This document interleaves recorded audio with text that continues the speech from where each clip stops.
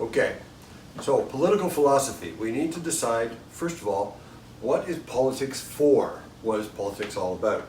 Now, I'm going to suggest that there are two things that many people have said, and two things that are going to come up over and over in the class. Obviously, these aren't the only two answers possible. The first potential answer to the question of what politics is all about is to say that politics is really about the resolution of conflict. We have politics in order to resolve conflicts through non-violent means. And we've already talked quite a lot about the state of nature, and we've talked about the social contract theory, and we know that that's a lot of what's going on. What I want to do in this video, though, is I want to talk a little bit about another view that's going to be getting a little less attention during the semester. And that view is the view that politics is actually all about forming and, if you like, civilizing humans and enabling humans to achieve their ultimate potential.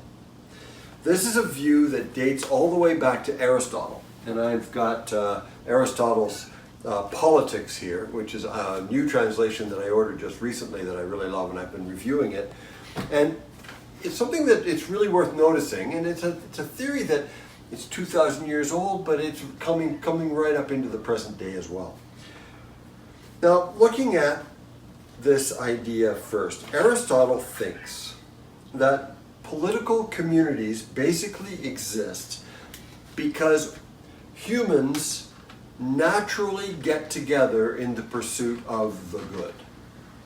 Now, we've already talked about goods. We've said that goods are things that people want, things that are good to have. That makes it sound very concrete.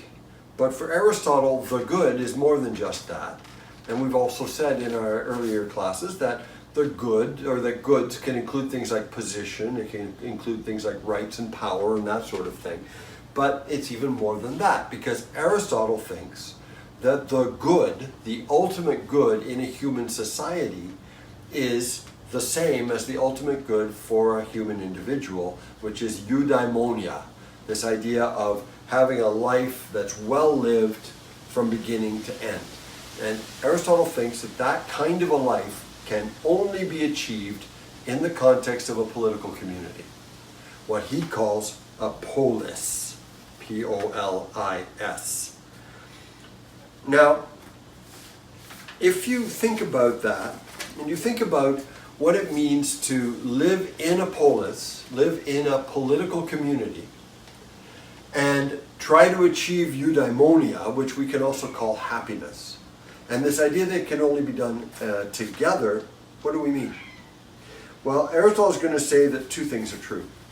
The first thing he's going to say is that the life of a community is a natural life for a human being. By that he means that governments, states, cities, countries, and so on, are naturally occurring phenomena. They are not just things that we do in order to achieve goals. They're things that are natural to us. We naturally exist in these things. They're not things that we pick. They're not things that we create as solutions to problems, as in the social contract theory. So that's the first thing. The second thing is, in order to achieve eudaimonia, he has a whole book called The Ethics, in which he says the way to do it is to live a life of virtue, which is to say, live a life in which live a life in which you live moderately and you have the right kind of character. But Aristotle thinks that the only way you can actually develop the right kind of character is in relation with other people in a community. Again, you need to have the state. So the state itself is essential to helping us become the kinds of beings we are actually meant to be, and the kinds of beings who can achieve their full potential and live full, happy, complete lives. So this is really important. And notice that it implies a certain view of human nature as well, right? It implies that we are first and foremost members of communities, and that we have this kind of teleological orientation, right? A goal-oriented orientation, by which I mean that that we live in order to achieve that goal, eudaimonia, and everything we do has that as its ultimate objective. So that's a particular view of human nature. Humans exist to have that kind of, to do that kind of thing. That's what a human is for. The state itself exists in order to allow us to do that. So the teleological approach that I'm talking about also applies to the state itself.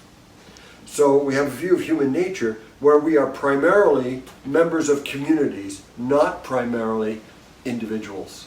Again, in the social contract theory, you'll notice that we come out primarily as individuals who decide to form communities. And there are variations on that theme. Hobbes, Locke, and Rousseau take different views of it, but essentially that's their view. Aristotle thinks we are members of communities who come out of that community and express ourselves individually. It's a completely different view of what it means to be human. And that kind of view, that view of what it means to be human, is going to change your view of what you think the state is for. So the state is more important than the individual. The state is also more important than the family, though the family is the other fundamental unit that humans create. You have the family and you have the state. But it is only in the context of the state that things like friendship make sense. It's only in the context of the state that the family itself makes sense. Marriage, love, peace, war, morality. And Aristotle was the first to come up with the idea of publicly funded and publicly managed education, because he thought that the state should be involved in actually making people who they ought to become. So the state itself should be teaching people what they need to know to be good citizens. And that's an idea that we've carried forward into the modern world, and it's come through the influence of Aristotle and the founders of the educational systems in various parts of the world. It's not only through Aristotle, it's come through other things as well. But Aristotle has had an impact on that. So the state is the context for everything that makes us human. And the state itself is a naturally existing phenomenon within which we cannot be full, complete human beings.